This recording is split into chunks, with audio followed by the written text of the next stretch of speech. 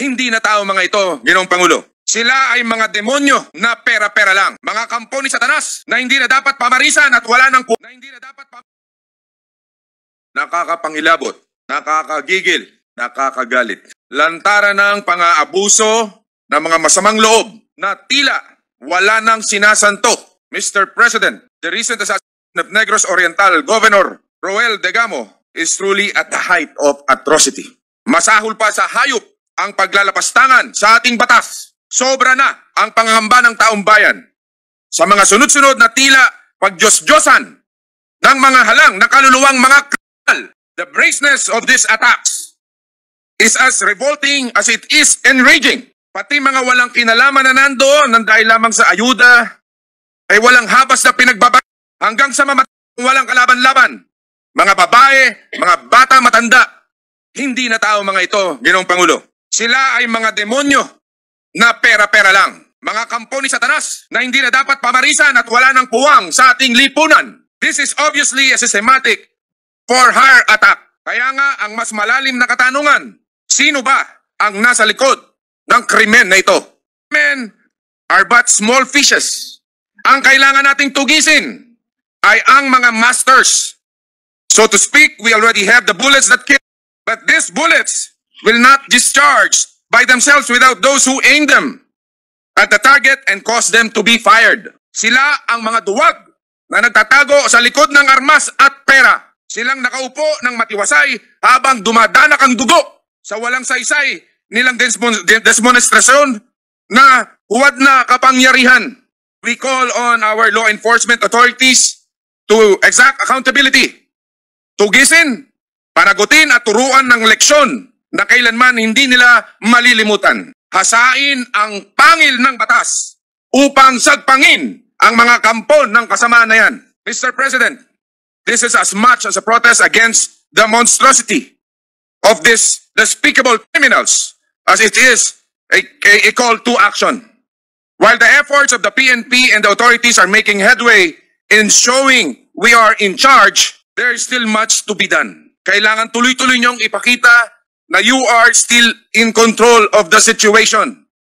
These perpetrators feed on the chaos that they will feel much bigger if you do not take control. But in doing so, be thorough and be sure. Siguraduhin natin ang mga tunay na may kagagawan na mga kaguluhang ito ang siyang mapanagot at maparusahan. Tiyakin natin na hindi sila makakatakas at makakaiwas sa pananagutan. Mr. President, these attacks are an affront to our democracy. In a span of just 5 months, 5 buwan, Mr. President, umaabot na sa siyam na madugo na brutal na pag-atake laban sa mga halal na local government officials kung saan mahigit na 20 buhay ang nasayang dahil lang sa bayarang berdugong ito. Kaya dapat lamang naputulin na natin ang kanilang sungay sa mga nasa likod ng kabuktutang ito. Hindi araw-araw piyesta kayong mga demonyo. The great day of reckoning is coming. Para sa mga pamilya naman na naulila, mga naiwan, panghawakan ninyo na pangako namin na kasanggan nyo kami sa paniningil. While we join you in your anguish, we likewise rally behind you in your quest for justice. Dito sa Senado, makakaasa kayong mananatili kaming mulat at magmamatsyag at dudurugin natin ang mga yan ng pinong-pino. Lest the wicked forgets, you can run, you can hide, but when the Lady Justice catches up, the sword shall swing, and when it does, it will bow to no one. Thank you, Mr. President. Narito ang inyong mga comments sa ating mga video.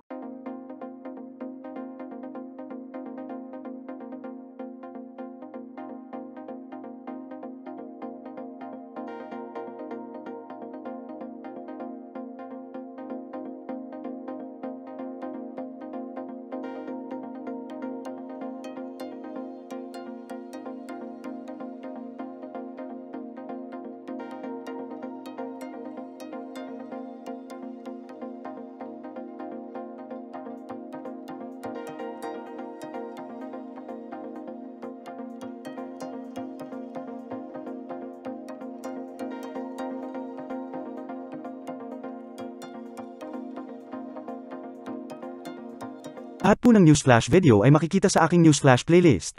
Sa mga gusto naman po ng mga biblical topics, punta po kayo sa aking channel na Mahafree TV. Para sa mga gustong mag-order ng Fermax Firmang and Lifting Cream and Immune System Booster, contact Mr. Dante Meraviles on Facebook.